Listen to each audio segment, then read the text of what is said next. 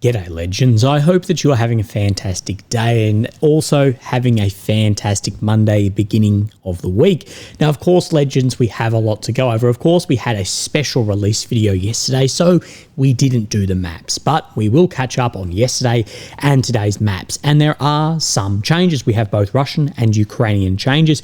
Of course we need to look at where Ukraine has re-entered Russia's Belgorod Oblast, and I want to talk about that at length because much like the Kursk offensive that we saw, things do make sense, but against doctrine, there are some large questions raised about the cost of this. And is the cost to profit ratio worth it when we're talking about the man and machine that you need to launch then offensive operations? And you can't just launch conscripts into this. You need your best equipment and best men to be on the forefront of offensive operations, lowly trained soldiers and equipment that can hold defensive areas but not moving forward. So we'll talk about that and of course the maps. But the main point I want to talk about today is about the ceasefire talks that have been taking place in Saudi Arabia between Ukraine, the US, and today or tomorrow we'll present it between Russia and the US and see where this maybe has some ending or where it may just fall flat, as where Ukraine and Russia are is just so far apart. But I also want to talk about this bit of a Trojan horse, and red flags should have been going up when people talk about this as, you know, being the most positive thing ever.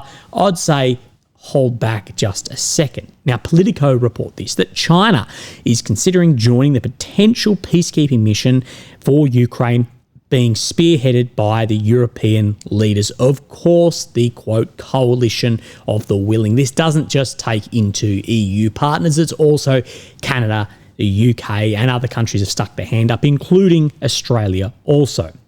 EU diplomats have told German newspaper that China's participation in the mission could potentially increase Russia's acceptance of peacekeeping forces in Ukraine. Being the relationship, the growing relationship between China and Russia, I'm sure Russia would be a lot more open to that than to NATO countries' current co-belligerents that they are at war with. Putin has so far vehemently rejected the idea of stationing troops from NATO countries in Ukraine, but the participation of Beijing, an ally of Moscow, in the mission could boost the prospects of the peacekeeping effort, considering the Chinese President Xi Jinping support for Putin has only grown since the Kremlin launched its invasion of Ukraine in 2022. Again, red flags should probably be going up. Now, the current issue for the proposed peacekeeping force is it is from countries that are at war with Russia, so-called co-belligerents, and you can't say that they are not. This would be the same as suggesting that Iran or North Korea send peacekeeping forces. These are co-belligerents of the war. It's not therefore neutral.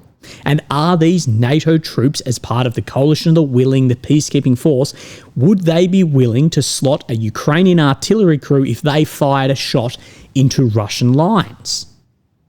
You can see where a peacekeeping force has to be some sort of neutral force if both sides are going to accept it.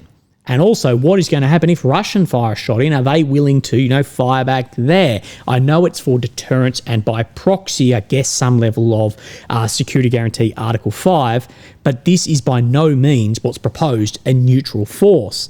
And the rules will be applied in the bias that we see as well. That will be the concern. So therefore, I believe it is very unlikely that Putin will stop the war if this is the case that's presented, because this is de facto NATO. This is why Ukraine, of course, is so behind this, is because it's de facto NATO membership of these forces being there. Now, China. Shit. In my opinion, China want an expeditionary force and power out of Asia into Europe and Asia, Eurasia area. A force that is in place, ready to rock and roll if things go south.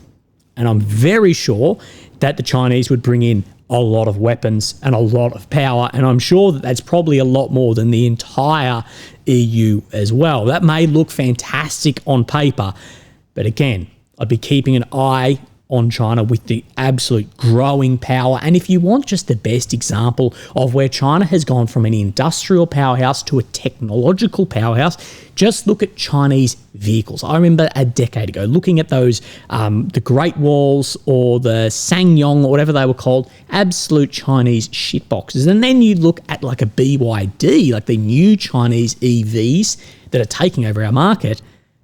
They surpass anything in technological advancements in vehicles too.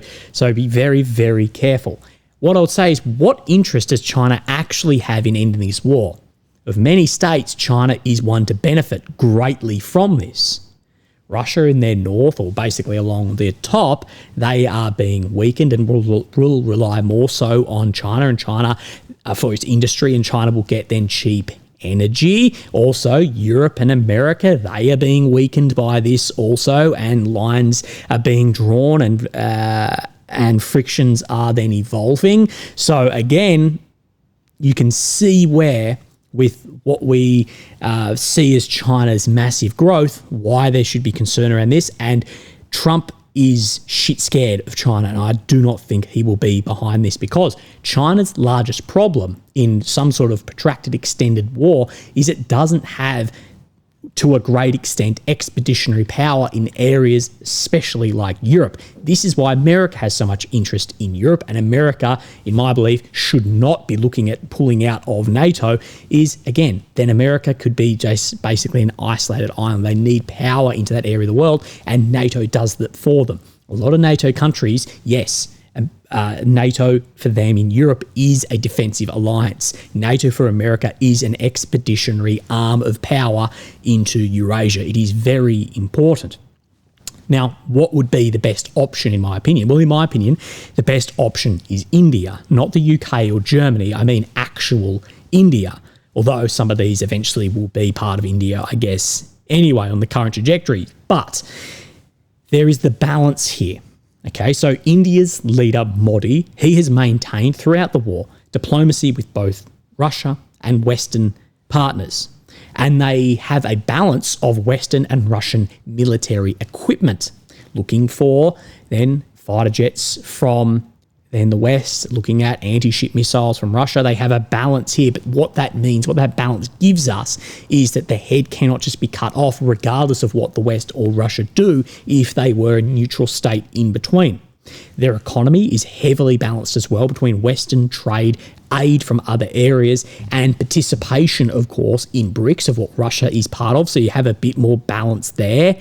Plus, compared to other states involved in this, including Western partners and Russia, they do not have the imperialist history, I guess, to worry about as well. Now, of course, how are you going to convince India to do this? It's going to be very difficult, but if you would ask me, a country with the power to do this, whose history shows and trajectories show not as many concerns and a neutrality towards it, I think that would be the best option for a proper peacekeeping force. Now, you may question the capacity of those forces, but they're there in a peacekeeping mission.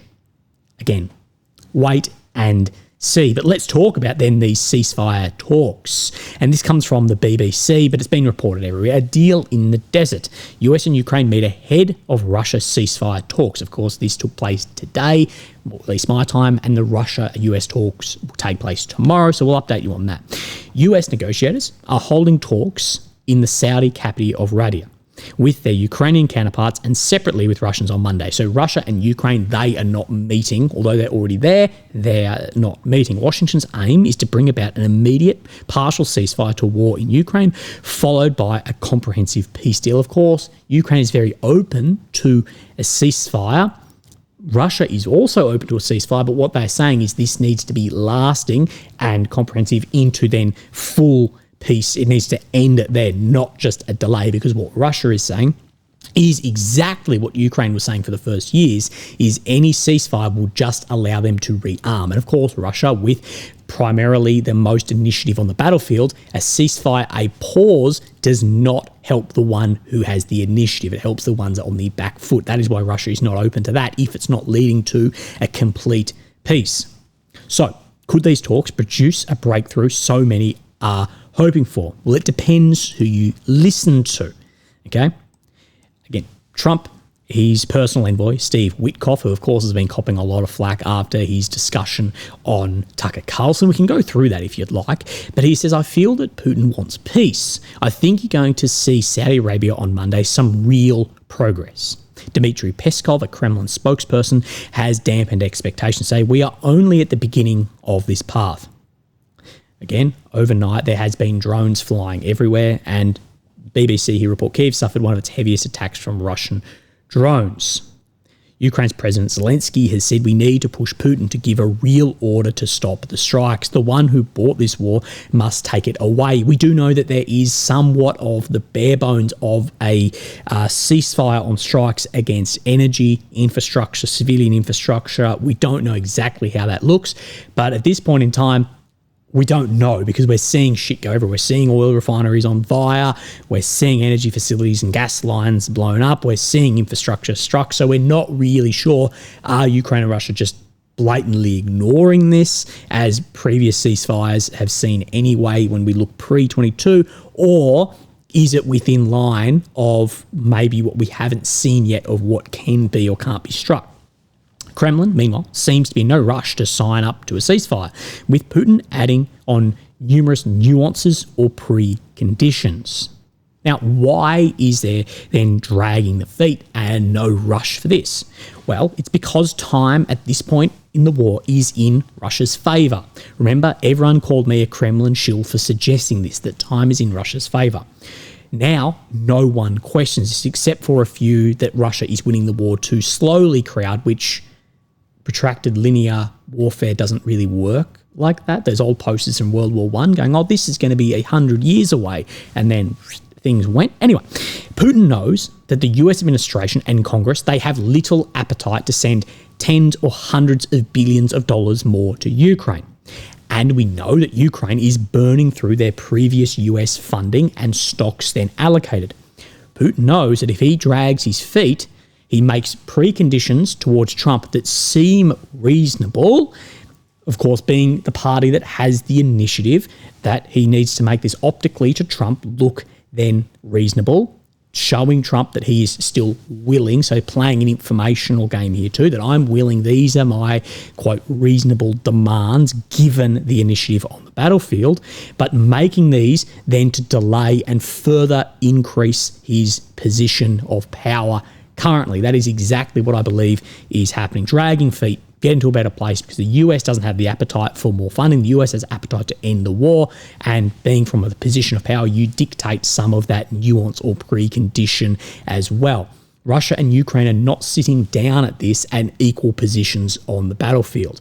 Russia occupy 112, maybe 1,000 square kilometres of Ukraine. They have the initiative, and they also have then other bits and pieces around manpower or artillery that are also in their favour, being numerically superior in those areas. That will all come into account. As to quote Trump, you don't have the cards. So to say that it's coming from an equal footing of directing the nuance or what word did they use in this?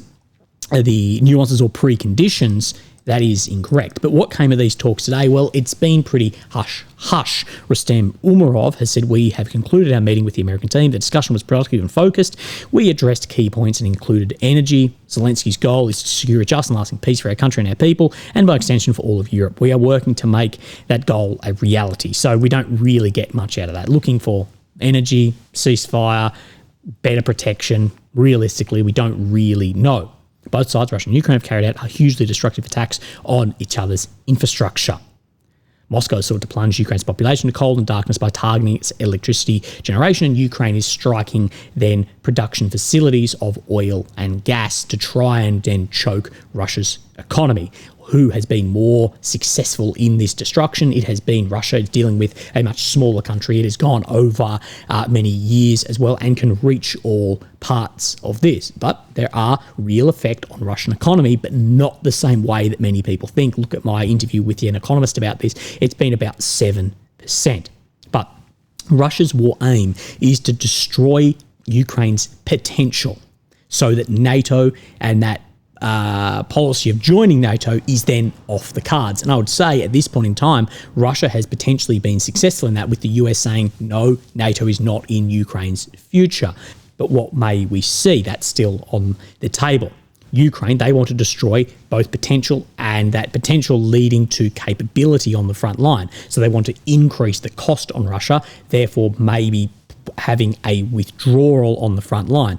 Of course, they use energy facilities or bombing these energy facilities to do this. These dual use areas, they affect the economy. That can then affect the front line. This has not been as catastrophic as people think. This same way, this is Ukraine using a hard method with a drone with a bomb on it, and Europe, the US, Australia, we're doing a soft method of this by sanctioning this to try and reduce potential, therefore leading to capability on the front line. Ukraine's leadership, still bruised from that catastrophic row in the Oval Office last month, is trying to convince Washington it is not the obstacle to peace. The biggest thing I'd say in this, though, is that Ukraine has not been willing yet to lift the law making it illegal for Russian negotiations. And Trump being Trump, the reason I bring this up is he will see this as a major hurdle. Also, we've seen the US and Russia, they want elections to take place. Now, of course, this is one of the primary ways I've said that Russia will drag its feet. But also the US, we have seen that they want those then elections. So for Ukraine to prove that it's not the obstacle here, it's going to be hard because they may have to shift around some things that we can see that can benefit then the opposing side here also. So again, there is a lot in this. That law, I believe, is major, but also the obstacle to not continue the war as well, or continuing the war for the US, being Trump, is Ukraine not willing to lower that conscription age from 25. I think Trump will see this as, well, you're not willing to also mobilise the resource, the manpower resource needed to actually continue this war, to put yourself in a quote, a position of power as Europe and Ukraine are after. So I really think there is a real option here that we see the US walk away, Europe try and backfill, and again, we will see how that goes. I think likely that would end up in a worse position than currently. What if everyone is saying we need Ukraine in the highest point. And when I say, what if this right now is the highest point on a trajectory down from the end of 22? When the Americans proposed a comprehensive 30-day ceasefire on land, sea and air this month, Ukraine quickly agreed to the terms. This tells us a lot. But again, this ceasefire, they had nothing to incentivize the current winning side, which is Russia. So no shit, they didn't agree to this. In my opinion, this was an informational, attack, because they knew that this would fail. They knew Russia wasn't going to agree to this, but then they knew because Russia would never agree to that, they could then say, well, Russia's now not the willing party and they are the obstacle to a ceasefire. I don't believe anyone expected that to ever go through. But despite the US failure to get Moscow to agree to that ceasefire, the Trump administration is putting little to no pressure, at least not in public, on Russia to fall into line. In fact, quite the opposite. So let's say the US has sent tens, hundreds of billions of dollars. The US is still supplying the majority of the intelligence, surveillance and reconnaissance, still a lot of that uplift logistical capability, massive sanctions on Russia, and they're also backing a very Ukraine positive ceasefire. So to say that, I think, is ridiculous. It's not like the US has completely pulled out. Their policy has just shifted from this till the end of time, whatever it takes, rhetoric at least, to we need to end the war, when we need to end the war now, because this may be the most positive outcome here. It may just deteriorate further and further, if not into wider escalation around the world. So let's have a look at the maps. And here is Ukraine in the centre of your screen. Of course, the capital of Kyiv. The red area is occupied since 22, the purple since 2014. Now, the red check you'll see is ground made by the Russians over the last 24 hours, blue check by the Ukrainian forces over the last 24 hours. Let's firstly go into Kursk and have a look here around Sudra, of course, where Ukraine once held around about 1,100 square kilometres, and this is down to about 80, although I believe this is highly optimistic at the moment around Guevo and as well as this tree area, this forested area as well. So let's have then a look at what Syriac Maps is showing here.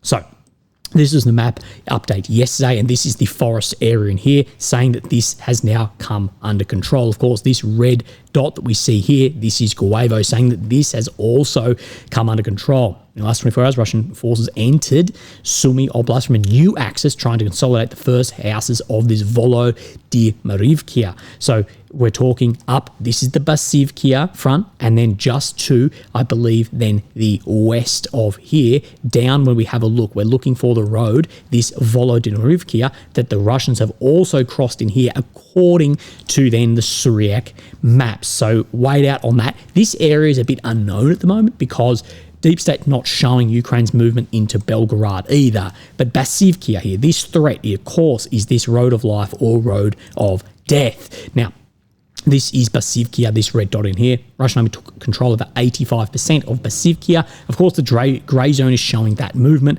Let's take for a second that this is red zone in here, that we're talking from here to here, 3 kilometers from then occupied area. This is real threat on this road and the remaining forces in here.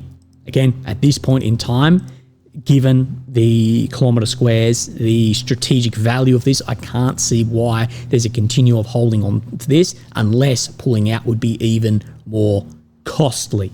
Okay, so we're going to stick up on the border between Russia and Ukraine, and we're going to just move down, and we have Turia in here. Now, this shows nothing of the sort in here, but we have seen a Ukrainian cross into here with very questionable effectiveness. Of course, I showed you all that geolocated footage of those vehicles getting absolutely hammered at that absolute first line, which is just the dragon's teeth with very large losses. The reason I questioned Kursk, the reason I question this is not just any old forces can do offensive capability. To be on off-ops, offensive operations, is much more difficult than def-ops, defensive operations. You need your best vehicles, best equipment, best men, best planning, of course, as well, with massive amounts of then supporting elements from artillery to drones to whatever else.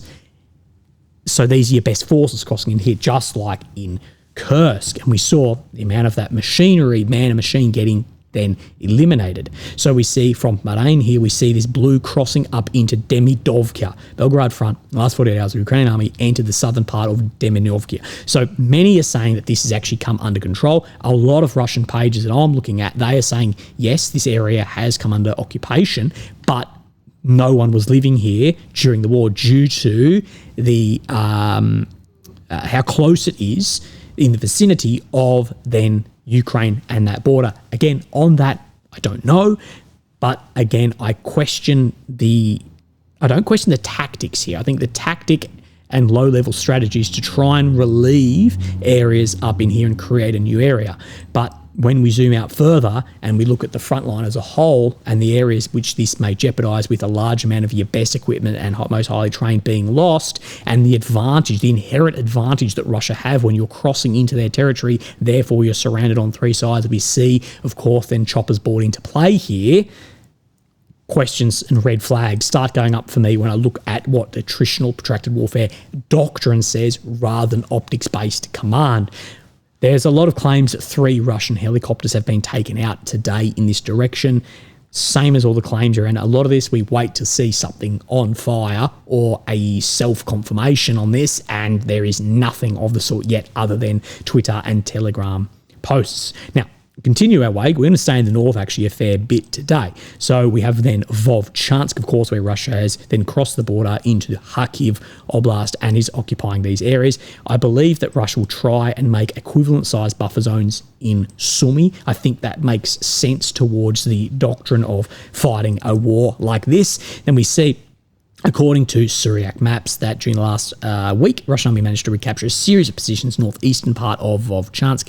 Again, hard to know, hard to get geolocations in here too, because Vovchansk has just been flattened. And no shit, this is what you get when you're dropping 3-ton bombs. Now, let's move our way across, and we have then the Kupyansk northeastern corner. Of course, we've seen limited counterattacks here, but we have seen Russia successfully cross the Oskil and then have its forces then reorganize here and then exploit that further. And what we then saw, I believe, yesterday, if I turn this on, we had 2 updates yesterday, apologies, is in the first update around Topoli and Pisky area, 2 more areas that have then crossed the Oskil further into the Kharkiv Oblast. And I am saying keep an eye on here, because then moving forces around to try and stop this and reserves, it tells us a lot. So just keep an eye on this as well. Now I can delete that one. It was just to spur my memory in case I forgot.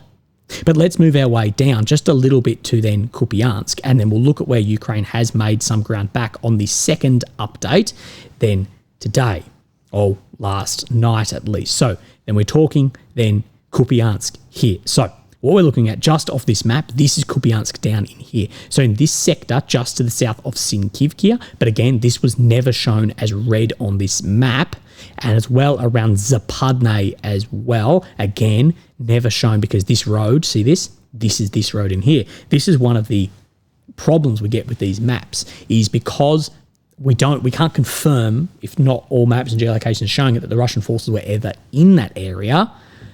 This deep state has never showed that, so we don't know, but then it can't show advancements if they took place. But Syriac Maps is reporting situation northeastern front. In the last week, Ukrainian army completely recaptured those locality of Petropavlivka and continues to close in on Thankyou here. In addition, Ukrainian forces managed to recapture a number of positions west of and southwest of Zapadne.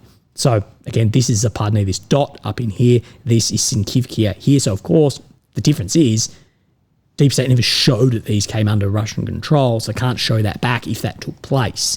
On this one, personally, I'm leaning more on the side of Syriac being correct, just because the history of Syriac maps and the reliability has been very, very good. So it looks like Ukraine has had localized counterattacks around here, but can't be shown due to the map not keeping up, because we have seen another then localized counterattack in similar area just down. I could turn this on so you can see the blue chair. Oh, it should be blue check, I believe, but just around here towards Raihodka called Punky, and there's an area in here called Nadivkia or Nadia, something along those lines. I can not read it on this. I believe this should be blue check because we see this pop up here.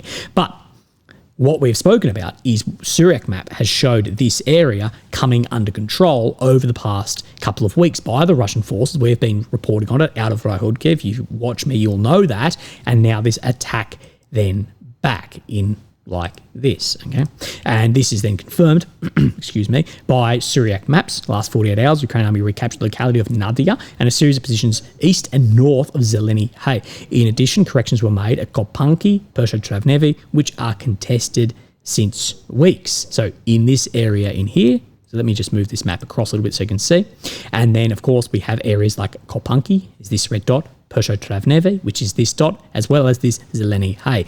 Again, we run into the same issue that this never got shown on the deep state. So again, it's hard for us, well, it's impossible for us to actually be able then to confirm or deny that movement. Let's move our way down into then the Pokrovsk front, and we will go on this should actually be the first one. I've sort of stuffed up my numbering here, but we see just to the north of Andriivka, we see where this road runs in through here, and then we have these areas like there's Serbeni, Novoandriivka, Yasnove. These are these red dot ones in here, and the one starting with P, this is here. So he's suggesting that this area in here is really getting filled in at this point in time, up to about then where my cursor is. So that would be significant if taken place from here to here, probably 5.5 kilometers, and it would make sense to me given the amount of open ground and not the close terrain of towns in here. And then we have then the final update for you on today is this, not being shown. But of course, we have Pokrovsk, we have Uspenivkia.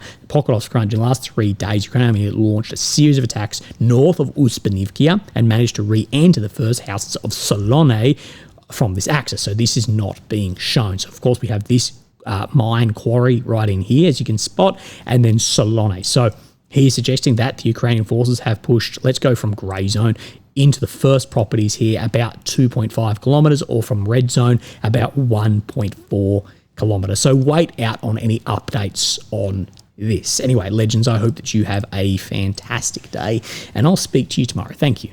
Bye-bye.